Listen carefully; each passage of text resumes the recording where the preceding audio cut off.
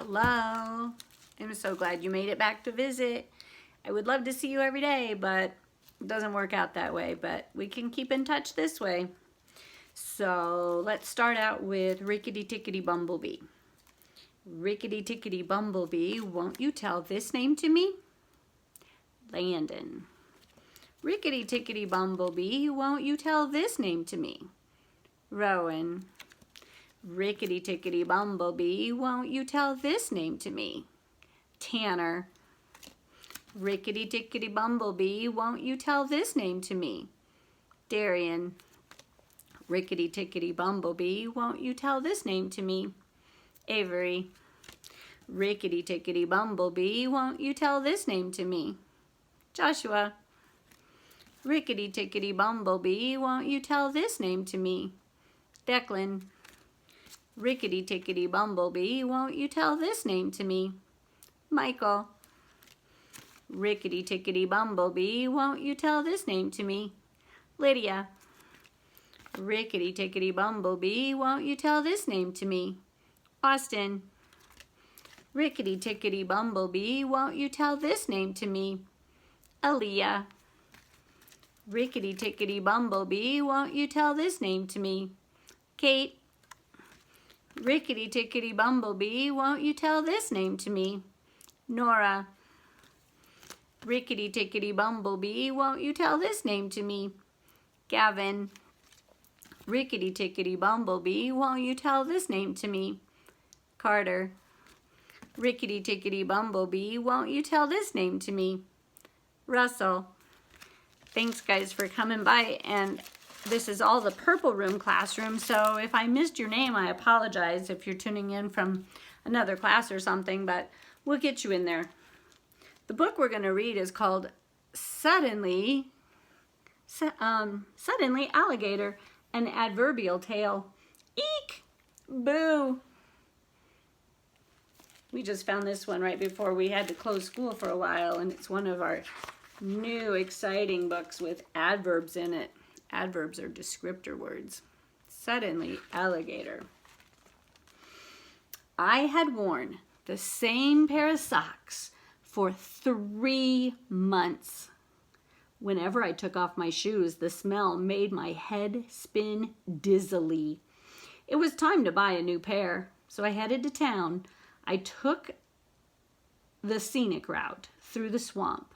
I was in no hurry, so I walked lazily. I wasn't far into the swamp when I saw it. In the mud, hard and white, gleaming silently.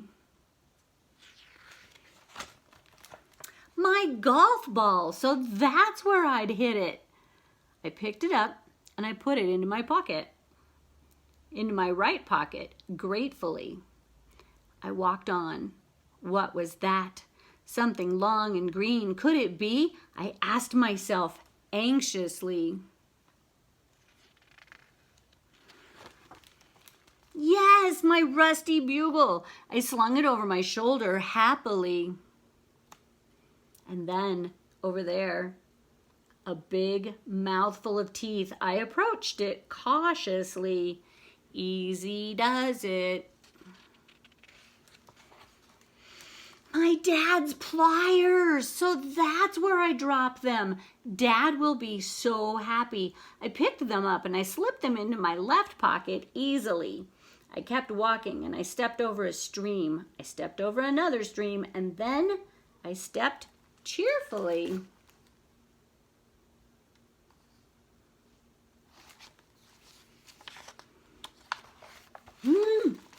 Grew over an alligator. Grew. It flipped its tail and knocked my legs out from under me. I fell into the water. The alligator smiled at me hungrily. Sploosh. Grew. I decided I'd rather not be eaten. I got up and I ran for the hill. Alligators don't climb hills, I thought. Ahead of me, the hill rose steeply. When I reached the top, I stopped and turned around. Grew! There was the alligator. He wasn't supposed to be there. He snapped at me. I jumped. He missed me. barely. I ran down the other side of the hill, over the logs, around the rocks, through the streams. The alligator followed me steadily. At last I'd had enough. I stopped. I turned. Leave me alone! I stomped my foot angrily. But the alligator didn't stop. He kept coming. I pulled the bugle off my shoulder and I blew it boldly. Toot! Bonk! Oh my, what happened? The alligator was not afraid. I reached into my pocket. I pulled out the golf ball. I threw it. It hit the alligator on the nose. The alligator growled at me and became over at me even more swiftly. Bonk! I turned again and ran.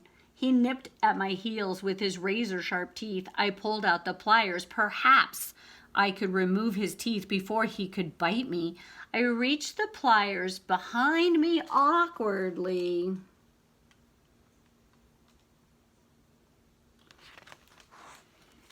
The alligator bit the pliers out of my hand and swallowed them greedily. I was sure he would swallow me next, but then I saw the tree. I raced to it and began to climb clumsily. The alligator was right behind me. He lunged at me, growling loudly.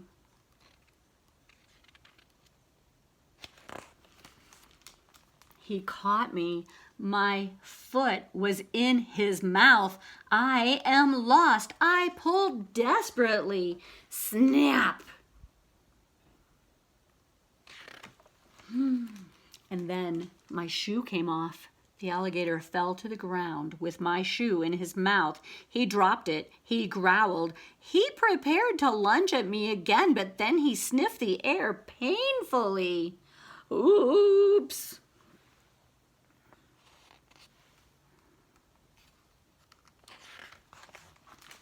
He fell on his back. His eyes rolled in his head. He was finished.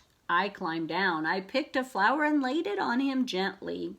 And then I put on my shoe and continued on my way to town.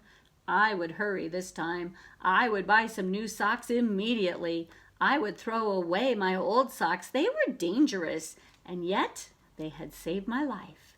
And for that, I would always remember them fondly. Poor alligator.